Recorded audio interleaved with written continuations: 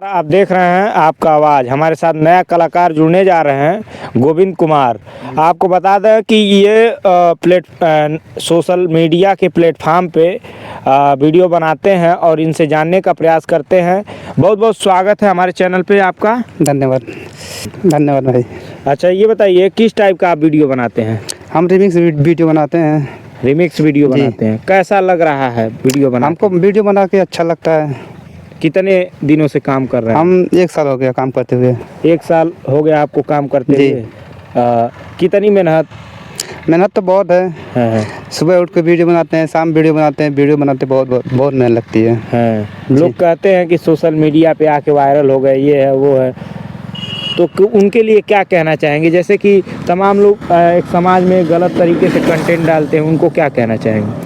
हम उनको कहना चाहते हैं जो गलत कंटेंट डालते हैं वो गलत कंटेंट मत डालें। बस समाज में गलत इफेक्ट पड़ता है। हाँ, वो तो इफेक्ट पड़ता है।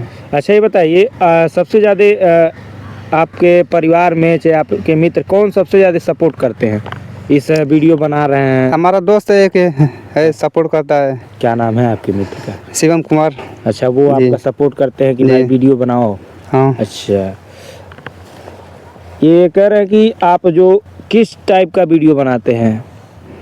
वो रिमिक्स वीडियो बनाते हैं। जो मान लीजिए वो रिमिक्स करना है तो मान लीजिए रिमिक्स में क्या रिमिक्स में डालते हैं?